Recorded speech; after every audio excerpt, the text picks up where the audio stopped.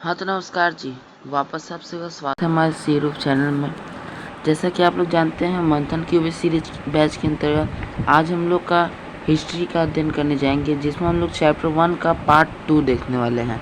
इसके पहले वाले वीडियोज़ में हमने आपको यूरोप के राष्ट्रवाद जो चैप्टर है उसके अंतर्गत फ्रांस की क्रांति के बारे में पूरा विश्लेषण पूर्वक जानकारी बतला दिया था।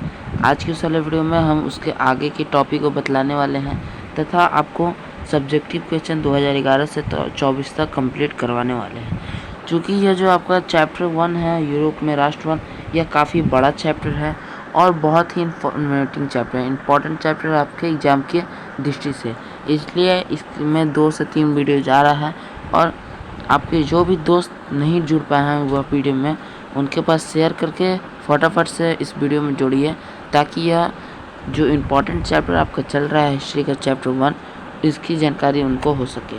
और यदि आप चैनल पर नए हैं तो चैनल को हम लोग आप लोगों को बतला दें कि ये जो मंथन क्यूब सीरीज है, ये हमारे द्वारा चलाने जाने वाला एक सीरीज है, जिसमें हम लोग आपका हर एक सब्जेक्ट का कॉन्सेप्ट कंप्लीट करवाते हैं तथा सब्जेक्टिव क्वेश्चन आंसर करवाते हैं 2011 से 24 तक का। तो यदि आप चैनल पर नए हैं तो चैनल को सब्सक्राइब कर लीजिए, ताकि आपको आने वाले हर एक वीडियो का नोटिफिकेशन सबसे पहले प्राप्त हो सके। तो चलिए फटाफट से हम लोग वीडियो को शुरू करते हैं। तो कल हमने आपको फ्रांस की क्रांति में पूरा बास्टिल के किले के बारे में सारा जानकारी बतला दिया था। यदि आपने कल वाला वीडियो नहीं देखा है तो कृपया डिस्क्रिप्शन में दिए गए लिंक से आप लोग कल वाला वीडियो देख लें, जिसमें हमने फ्रांस की क्रांति के बारे में पूरा जानकारी बतलाया था। आज के सारे वीडियो में हम लोग आपको इटली का एकीकरण सबसे पहले हम लोग समझेंगे। तो ये जो है आपके इटली के एकीकरण मसीहा कहलाते हैं, जिनका नाम है मेजनी। तो चलिए हम लोग शुरू करते हैं इटली के एकीकरण को।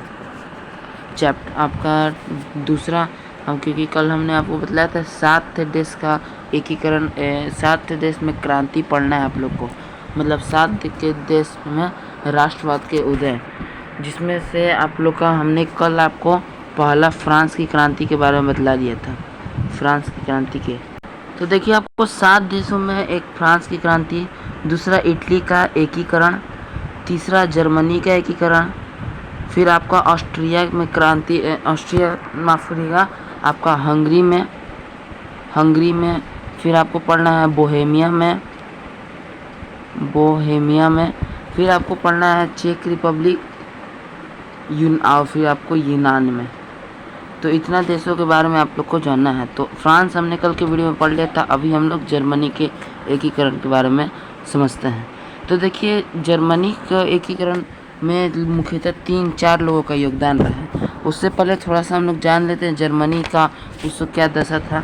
तो जर्मनी से पहले आप लोग का इटली के बारे में हम लोग जानते हैं। इटली के बारे में, इटली में तो देखिए इटली जब 19वीं शताब्दी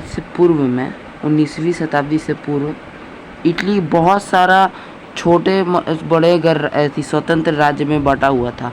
मतलब कि इटली पूरा एक इटली नहीं था, वह छोटे छोटे राज्यों में विभक्त था 19वीं शताब्दी से पूर्व, जिसमें रुकिए आपको मानचित्र पर हम लोग बताएंगे तब समझ में आएगा।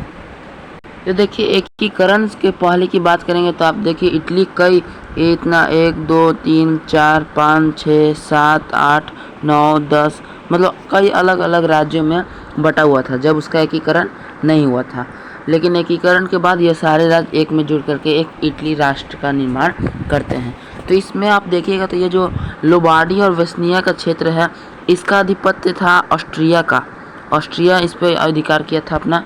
उसके बाद बात करते हैं हम लोग नीचे में मध्य इटली के बारे में।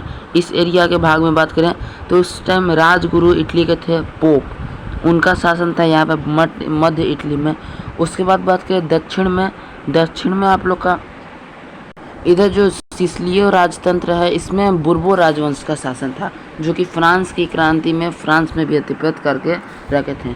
और जो उत्तर पश्चिम के कुछ देश हैं इस भाग में केवल फ्रांस के लोगों का इस भाग में शासन था। मतलब लगभग हर एक जगह दूसरा लोगों का यहाँ पे शासन था, एक ही 2 जगह है जहाँ पे शासन नहीं था। तो इटली में एकीकरण का शुरुआत कहाँ से हुआ, तो इसका सबसे प्रमुख कारण था 1815 का वियना कांग्रेस। 1815 का वियना कांग्रेस जो हुआ था उसी से इटली में एकीकरण का स्टार्टिंग हुआ था। तो इटली के एकीकरण में प्रमुख योगदान 4 लोगों का है। इटली के एकीकरण में प्रमुख योगदान कितने का है? तो 4 लोगों का है। उनके नाम कौन कौन से हैं? तो सबसे पहले है आपका मेजनी, जिसे इटली में एकीकरण का मसीहा कहते हैं। दूसरा कहा जाता है, दूसरा है क्विक्टर इमैनुअल। क्विक्टर इमैनुअल ने कुछ खास नहीं किया, लेकिन उनका सबसे बड़ा यह काम था, उन्होंने काउंट काबूर को अपना प्रधानमंत्री बनाया। काउंट काबूर को, जो कि बहुत ही इम्पोर्टेंट योगदान दिए हैं इटली के एकीकरण में। और अंत में गैरीबाल्डी एक साधारण आदमी रहते हुए भी, एक नाविक रहते हुए, मतलब जो सीप चलाता है, नाव चलाता है, यह गैरीबाल्डी के बदौलत ही इटली का संपूर्ण एकीकरण हो पाया था। तो चलिए सबसे पहले हम लोग मेजनी के बारे में जानते हैं। तो मेजनी का हम लोग बात करें तो मेजनी कहाँ है? तो ये है आपके मेजनी के बारे में बात करते हैं। इनका पूरा नाम था जोसेफ मेजनी। जन्म की बात करें मेजनी की, तो मेजनी का जन्म 1805 ईस्वी में हुआ था। स्थान बात है तो स्थान जेनेवा में हुआ था। ठीक, इसका यह जो मेजनी है यह फ्रांस के राजक्रांति से बहुत ही प्रभावित है, बहुत ही एक्साइटेड थे, और इसीलिए फ्रांस की राजक्रांति के कारण ही यह इटली में एकीकरण के समर्थक थे। तो इटली में एकीकरण के दृष्टि से इन्होंने सबसे पहले 1831 में यंग इटली नामक एक संगठन बनाया, यंग इटली, जो कि बहुत बार क्वेश्चन पूछा गया है। और फिर उसके बाद 3 साल बाद 1834 में ही उन्होंने यंग यूरोप नामक एक संगठन बनाया। तो इन दोनों का उद्देश्य था कि जितने भी नए जो युवा हैं, नवीन तरीके से इटली का भी एकीकरण हो, साथ ही साथ यूरोप में भी राष्ट्रवाद का प्रचार प्रसार हो। तो एग्जाम में कई बार पूछा गया है कि यंग इटली के संस्थापक कौन है, तो आपको बताना होगा मेजनी। आपको पूछा जाएगा यंग यूरोप के संस्थापक कौन है, तो आपको बताना होगा मेजनी। डेट आपको याद रखना होगा 1831 और 1834। यंग यूरोप का यही उद्देश्य था कि जितना भी यूरोप में सब छोटे बड़े देशों में जितना भी राष्ट्रवादी आंदोलन चल रहा है उसको प्रोत्साहन मिले। तो मेजनी अपना विचारधारा से अपने लोगों को अपनी ओर आकर्षित कर रहा था, परंतु उस टाइम का जो महाशक्ति था, हमने आपको बतलाया, उस टाइम महाशक्ति था ऑस्ट्रिया। तो उसने मेजनी के कार्य को दबा दिया, और जिस कारण से मेजनी को इटली छोड़ करके जाना पड़ गया। तो मेजनी का यही खास योगदान था कि मेजनी ने वहाँ पर नींव रखा, एकीकरण का नींव रखा, मतलब लोगों के बीच में थोड़ा सा एक जागरूकता फैलाई कि एकीकरण भी कुछ होता है, एकीकरण होगा तो हम किस प्रकार से रह सकते हैं। अब हम लोग को समझना है क्विक्टर इमैनुअल और काउंट काबूर का बारे में, जो कि सबसे महत्वपूर्ण योगदान दिया है इटली के एकीकरण में। तो बात करते हैं हम लोग क्विक्टर इमैनुअल और काउंट काबूर के बारे में। तो यदि हम बात करें क्विक्टर इमैनुअल और काउंट काबूर का, तो गूगल द्वारा तो यही फ़ोटो दिया गया है कि क्विक्टर इमैनुअल और काउंट काबूर का यही फ़ोटो है। अब क्विक्टर इमैनुअल और काउंट काबूर के बारे में हम लोग बतलाते हैं। तो अभी हमने आपको इटली का मैप दिखलाया था, थोड़ी देर पहले इटली का मैप हमने दिखलाया था। तो इसमें हमने दिखलाया था कि आपको ये जो सर्डिनिया पिएमोंट का जो क्षेत्र है, इसमें इसी में राजशाही शासन था। इसके राजा कौन थे? सर्डिनिया पिएमोंट के। तो इसके राजा थे क्विक्टर इमैनुअल। किसके? तो यह सर्डिनिया पिएमोंट के। तो जो क्विक्टर इमैनुअल थे वे एक राष्ट्रवादी विचारधारा के आदमी थे, और वह खुद राजा होने के बावजूद भी वह चाहते थे कि संपूर्ण इटली का एकीकरण हो जाए। इसलिए उसने किसको अपने प्रधानमंत्री के पद पर नियुक्त किया? तो उन्होंने अपने प्रधानमंत्री के पद पर नियुक्त किया काउंट काबूर को। तो क्विक्टर इमैनुअल कहाँ के राजा थे? तो ये राजा थे सर्डिनिया पिएमोंट के। सर्डिनिया पिएमोंट। इन्होंने किसको अपना प्रधानमंत्री के पद पर नियुक्त किया? तो काउंट काबूर।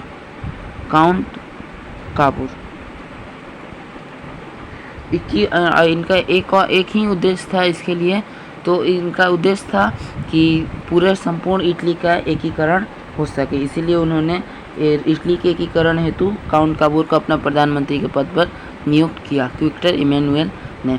तो यह जो काउंट कापूर था, यह इसका विचारधारा था कि सबसे पहले हम अपने राज्य यानी कि सर्डिनिया पिडमाउंट को पूर्णतः मजबूत कर लें और इसका उन्नति कर लें, उसके बाद हम जाके पूरा संपूर्ण इटली के बारे में सोचेंगे।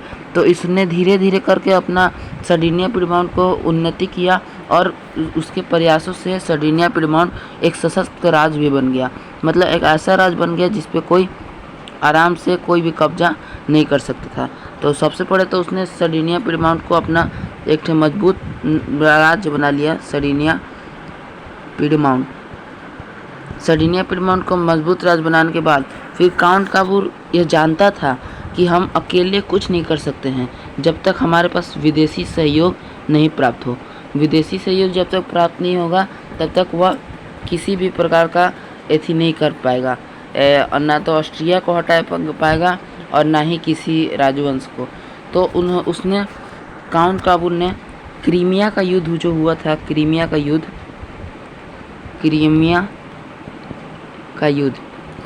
युद्ध में उसने फ्रांस की सहायता की।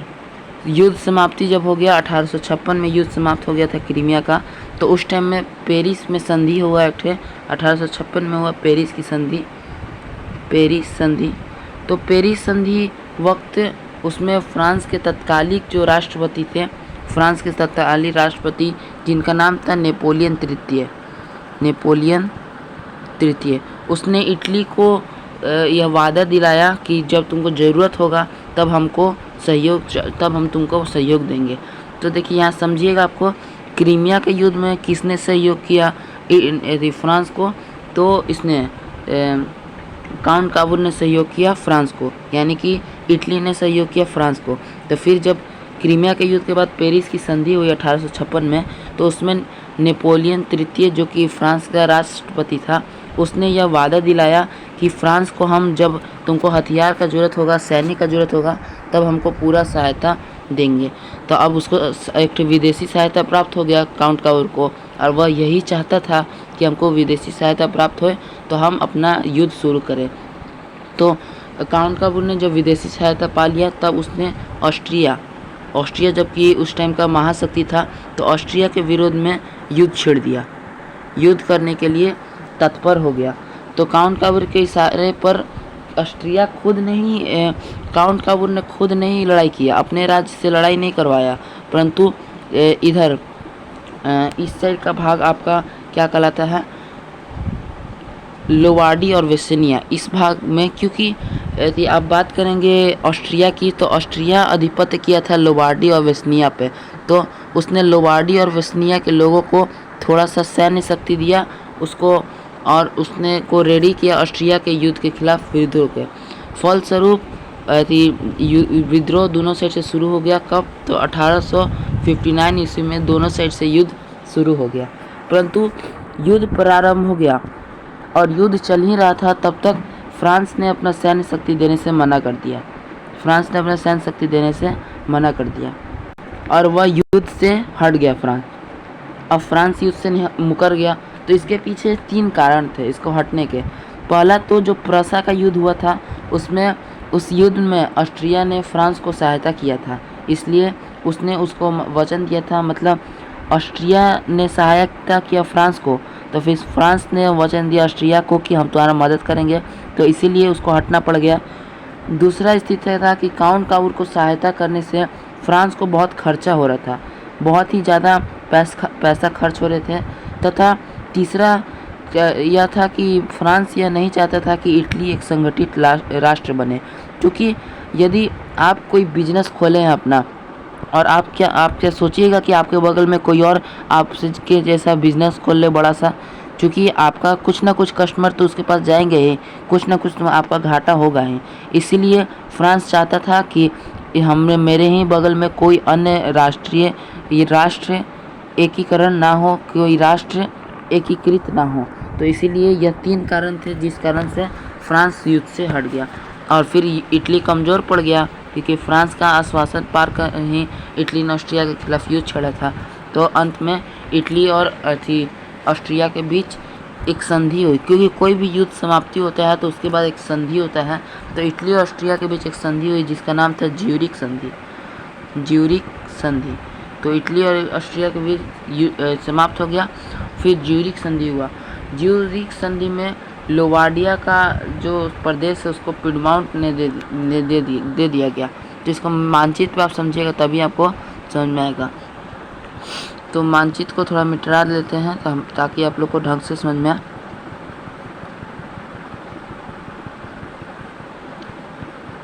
तो देखिए इसमें सबसे पहले आप लोग का 3 ठे स्थिति हुआ, 3 ठे संधि हुआ। ज्यूरिख की संधि में 3 ठे प्रस्ताव रखेगा कि लोवाडिया का जो प्रदेश है वो उसको पिडमाउंट को दे दिया जाए। मतलब कि यह जो आपका लोवाडिया क्षेत्र है, लोवाडिया पर क्षेत्र, उसको यह सर्डिनिया पिडमाउंट के क्षेत्र में आ जाए। मतलब यह थोड़ा सा मिल जाए। सर्डिनिया पिडमाउंट मतलब काउंट काबूर जहाँ पे था वहाँ पे, और लोवाडिया ये दोनों एक जगह जुड़ जाए। फिर उसके बाद था वेसेनिया को ऑस्ट्रिया के अधिकार में दे दीजिए। मतलब यह वाला भाग जो था इसको ऑस्ट्रिया दे दिया जाए और आधा भाग इसको रख लिया जाए। तो आधा भाग का तो एकीकरण कर लिया काउंट काबूर ने, और आधा भाग उसका चल गया ऑस्ट्रिया के साइड।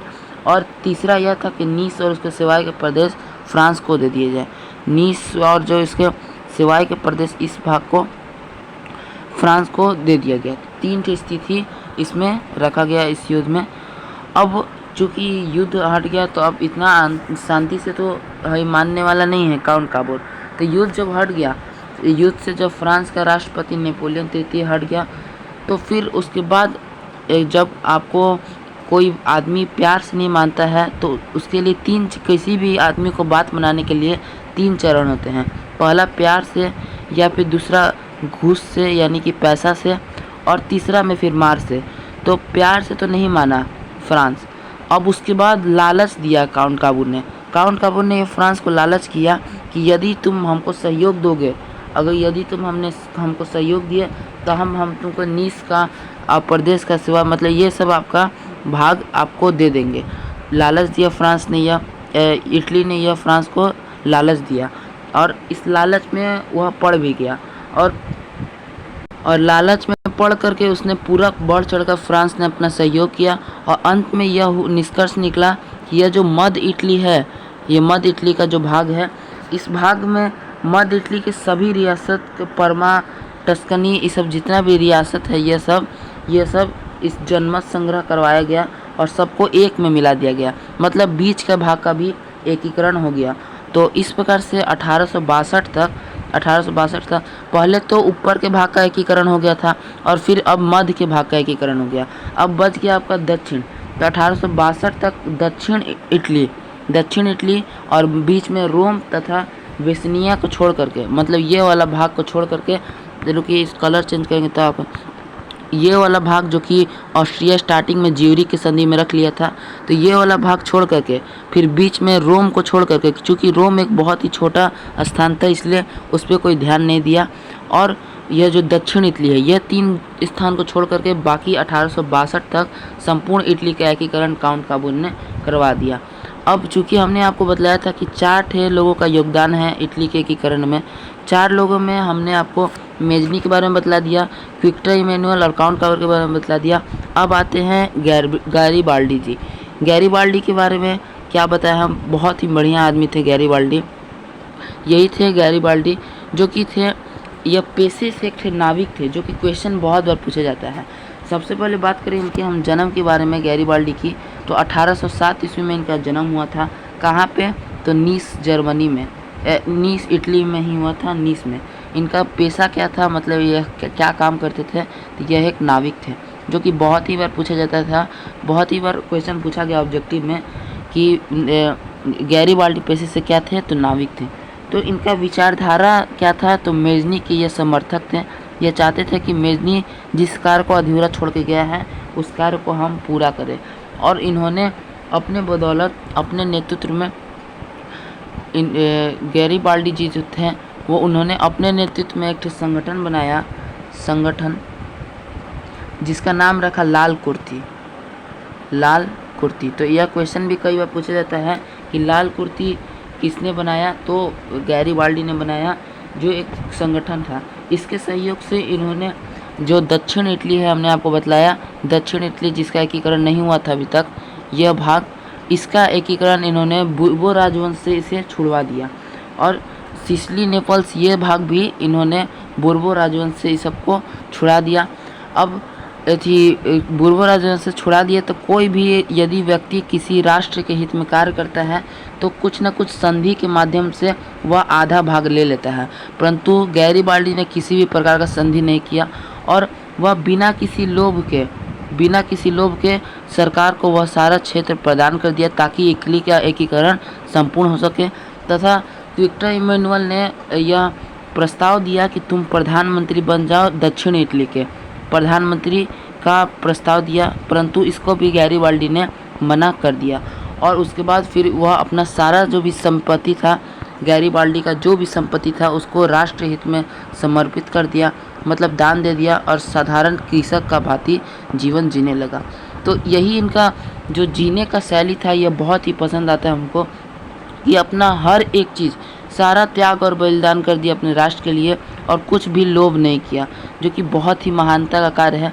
इसी पर हमारे जो भारतीय स्वतंत्रता संग्राम में आपको पढ़ना होगा कि लाला लाजपत राय ने इनको ही अपना स्वतंत्रता संग्राम के दौरान इनका ही एथी दिए थे।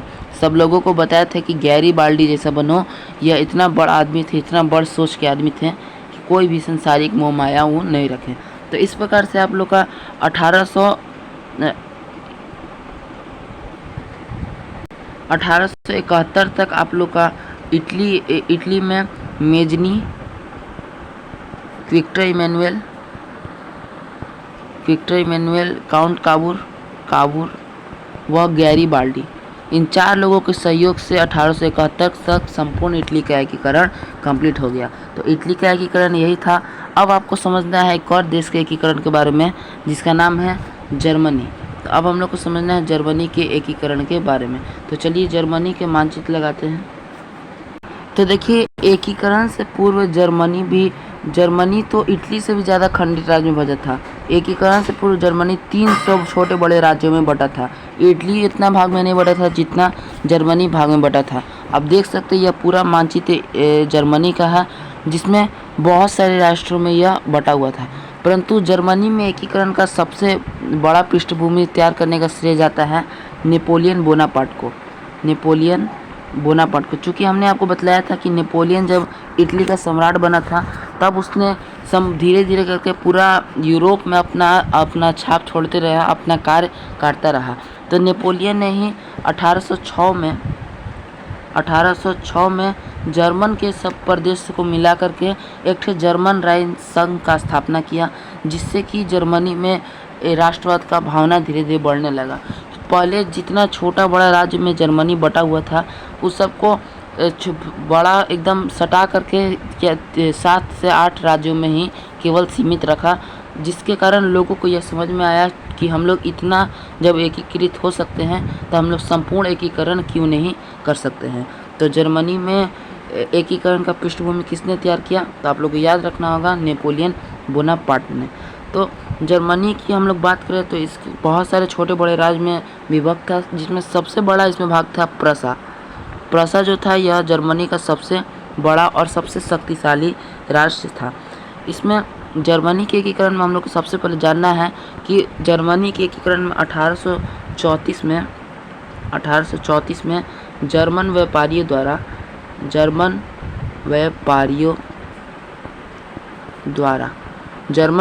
द्वारा एक संगठन बनाया गया, आर्थिक संगठन, जिसका नाम रखा गया जालवेरिन। यह क्वेश्चन कई बार एग्जाम में पूछा जाता है, जालवेरिन नामक आर्थिक संगठन किसकी थी? तो आपको बतलाना होगा कि जालवेरिन नामक आर्थिक संगठन व्यापारियों की थी। इससे उन्होंने पूरे संपूर्ण राष्ट्र में क्षेत्रीय में एकीकरण में यह संस्था बहुत ही कामगार साबित हुई थी। तो जिस प्रकार से हमने इटली के एकीकरण में आपको बतलाया कि वहाँ का एक राष्ट्र का राजा विक्टर इमैनुअल ने काउंट काबूर को प्रधानमंत्री बनाया, किस उद्देश्य से? तो राष्ट्र एकीकरण के उद्देश्य से। उसी प्रकार से चूँकि इटली का सबसे बड़ा भाग था प्रसा का, तो प्रसा के जो शासक थे विलियम फेडरिक। विलियम फेडरिक ने भी अपना एकीकरण के उद्देश्य से जर्मनी में एकीकरण के उद्देश्य को रख करके एक महान कूटनीतिज्ञ जिनका नाम था बिस्मार्क को अपना चांसलर नियुक्त किया ताकि इटली का वह एकीकरण कर पाए। तो यह क्वेश्चन आपसे पूछा जाता है कि इटली के एकीकरण में संपूर्ण योगदान किसका था, तो बिस्मार्क ही का था। सबसे अहम योगदान इटली के एकीकरण में। तो यह जो बिस्मार्क था इसका पूरा नाम बताएं तो बिस्मार्क का पूरा नाम था ऑटो वन बिस्मार्क।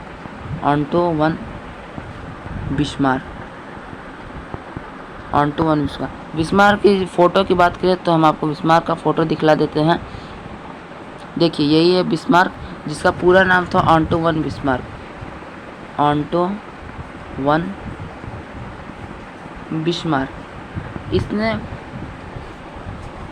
इसने जर्मनी में एकीकरण के लिए किस नीति अपनाया, तो ये क्वेश्चन कई बार पूछा जाता है। रक्त और लौह की नीति। यह क्वेश्चन पूछा जाता है कि रक्त और लौह की नीति का अवलंबन किसने किया, तो बिस्मार्क ने किया, जिसके अंतर्गत यह कहता था कि जब तक हमारा सैन्य शक्ति मजबूत होगा, सैन्य शक्ति उसी के आधार पर हम लोग अपना राष्ट्र में एकीकरण कर सकते हैं। तो इसके सशक्त प्रयासों से जर्मनी में अनिवार्य सैन्य सेवा लागू कर दी और बिस्मार्क ने अपने नीतियों के बदौलत, अपने सैन्य शक्ति के बदौलत सबसे पहले सेल्सविन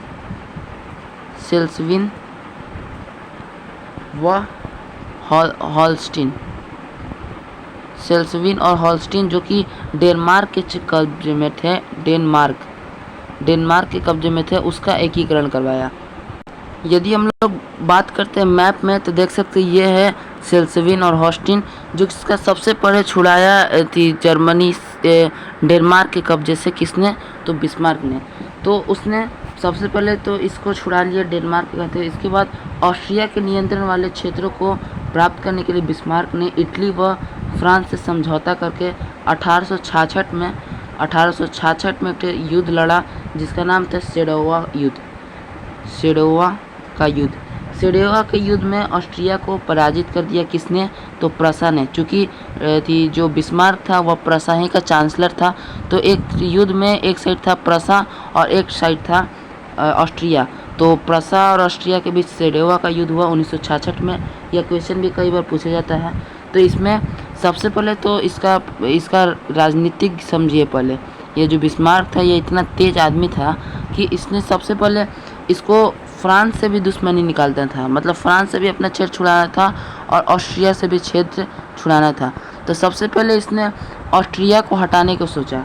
तो ऑस्ट्रिया को हटाने के लिए इसने फ्रांस से समझौता कर लिया, कुछ लॉ ले के फ्रांस से समझौता कर लिया। फ्रांस से समझौता करने के बाद 1866 में इसने सेडोवा का युद्ध लड़ा और ऑस्ट्रिया को हरा दिया। किससे, तो फ्रांस से सहयोग लेकर के।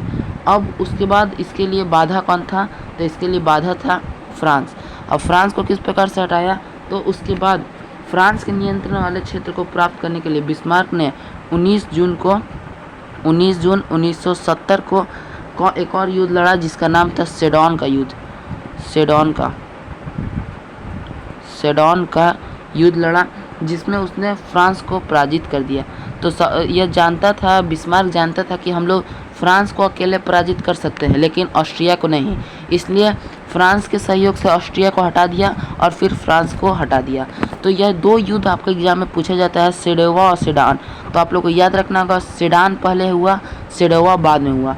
सेडोवा पहले हुआ, सेडान बाद में हुआ। सेडोवा 1866 में हुआ, कौन, तो सेडोवा, और सेडान आपका हुआ 1970 मतलब 1870 में। ठीक, तो यह चीज़ आपको याद रखना होगा। तो इस प्रकार से जर्मनी और फ्रांस, ऑस्ट्रिया और फ्रांस से एकीकरण छुड़ा लिया अपना, तो इसका एकीकरण हो गया। तो जब इटली का एकीकरण हुआ उसी वक्त 10 मई 1871 में फ्रैंकफर्ट की संधि हुई। फ्रैंकफर्ट की संधि के अनुसार इन दोनों राष्ट्रों में शांति स्थापित हुई, मतलब कि ऑस्ट्रिया और जर्मनी में शांति स्थापित हुई और अंत में 1871 के अंतिम अंत तक जर्मनी एक संपूर्ण महाशक्ति के रूप में, एकीकृत राष्ट्र के रूप में यूरोप के राजनीति पे आ गया। तो यही था आपका जर्मनी का एकीकरण। तो इटली और जर्मनी का एकीकरण हमने समझ लिया। अब आपका 3 हमने एकीकरण समझ लिया, हमने 7 थे समझना था, 3 थे समझ लिया। आप लोग का और जो 4 थे ये सब छोटा छोटा, इन लोग के बारे में कुछ नहीं आप लोग समझना है। तो चलिए सोच रहे कि आज ही वाले वीडियो में हम लोग कंप्लीट कर देते हैं। जितना आज की वीडियो में घिंचा रहा है उतना हम लोग घिंचते हैं। तो अगला हम लोग को समझना है ऑस्ट्रिया के यूनान के एकीकरण के बारे में। यूनान में राष्ट्रीयता के उदय के कारण। तो यूनान एक यूरोपीय देश है, आपको पता होना चाहिए क्योंकि हम लोग यूरोप में राष्ट्र पढ़ रहे हैं। यह एक यूरोपीय देश है, यूरोप महाद्वीप में आता है, जिसे आज के दुनिया में आधुनिक युग में ग्रीस के नाम से जाना जाता है। ग्रीस के नाम से जाने जाते हैं। इसकी राजधानी अभी एथेंस है। तो इतनी जानकारी आपको यूनान के बारे में रखना है। तो देखिए यह जो यूनान था यह अपने समय पर विचार, दर्शन, कला, चिकित्सा, विज्ञान सभी क्षेत्रों में यह अपने समय में सबसे अहम था। पूरे यूरोपीय देश में इसी को हर एक देश इसी के विचार, दर्शन, कला, चिकित्सा का उपयोग करते थे। मतलब संपूर्ण देश इसका उपयोग करते थे, परंतु यह खुद एक गुलाम देश था। यह किसके अधीन था, मतलब कौन राज्य इस पे अधिपत्य किया था, तो तुर्की राज्य के अधीन में था यह। तो चूँकि यह जो यूनान था यह सारे राष्ट्र को अपना विचार, दर्शन, कला, चिकित्सा देते था। तो 1821 में अलेक्जेंडर चिप्सलांटी के नेतृत्व में यूनान में विद्रोह छुड़ गया। कब, तो 1821 में। तो चूँकि इंग्लैंड, फ्रांस तथा रूस ने इसका पूरा समर्थन किया इस युद्ध में, और तुर्की के खिलाफ उसे बुरी तरह से पराजित करके 1829 तक एंड्रियापोल की संधि में उसे एक संपूर्ण राष्ट्र बनाया। तो संपूर्ण जब यूरोप का हर एक देश इस यूनान से अपना लेता था, अपना हर एक चीज़ लेता था, विज्ञान से लेकर के कला तक। तो इसलिए जब 1821 में विद्रोह छिड़ा चिप्सलांटी के नेतृत्व में, तब संपूर्ण राष्ट्र ने इसमें सहयोग किया और सभी लोगों ने तुर्की के विरोध में इसमें भाग लिया और 1829 तक तुर्की को हरा दिया गया। फिर 1829 में एक संधि हुई जिसका नाम था एड्रियानोपोल की संधि। एड्रियानोपोल की संधि के अनुसार तुर्की को हरा करके 1832 तक यूनान एक स्वतंत्र राष्ट्र के रूप में घोषित कर दिया गया और यहाँ पे राजा का शासन समाप्त हो गया और ऑट्रो को एक स्वतंत्र यूनान का राजा घोषित कर दिया गया। ऑट्रो को स्वतंत्र यूनान का राजा घोषित कर दिया। तो यही था आपका यूनान का में राष्ट्रीयता का उदय। अब अगले देश की ओर हम लोग बढ़ेंगे। तो अगला देश है आपका हंगरी। हंगरी में राष्ट्रीयता के उदय के बारे में आपको समझना है। तो हंगरी भी एक यूरोपीय कंट्री है, क्योंकि हम लोग यूरोप के राष्ट्रवाद के बारे में पढ़ रहे हैं। यूरोपीय कंट्री है जिसका राजधानी है अभी बुडापेस्ट। तो हंगरी का राजधानी क्या है, तो बुडापेस्ट। तो यहाँ पे भी राष्ट्रवादी आंदोलन हुआ, क्योंकि संपूर्ण यूरोप में राष्ट्रवादी आंदोलन हो रहा था। तो यहाँ भी राष्ट्रवादी आंदोलन हुआ, जिसका नेतृत्व कौन कर रहा था, तो इसमें नेतृत्व कर रहे थे कोशिश व डिक नामक क्रांतिकारी आदमी यहाँ पे एक नेतृत्व कर रहे थे। और इनके नेतृत्व में 31 मार्च 1848 तक इसका ऑस्ट्रिया में हंगरी पर अधिपत्य था। ऑस्ट्रिया कब्जा जमाया था, तो ऑस्ट्रिया को वहाँ से भगा दिया गया और यहाँ पे यह आज़ाद हो गया। तो 1848 तक हंगरी भी आज़ाद हो गया। जैसा कि आपको बतलाए थे कि इन सभी देशों के बारे में आपको ज़्यादा विस्तार पूर्वक नहीं समझना है, केवल थोड़ा मोड़ा समझ लेना है। तो अब हम लोग बढ़ते हैं अगले देश की ओर। आपका अगला देश कौन है, तो अगला देश है आप लोग का पोलैंड देश के बारे में समझना है। तो पोलैंड भी एक यूरोपीय कंट्री है।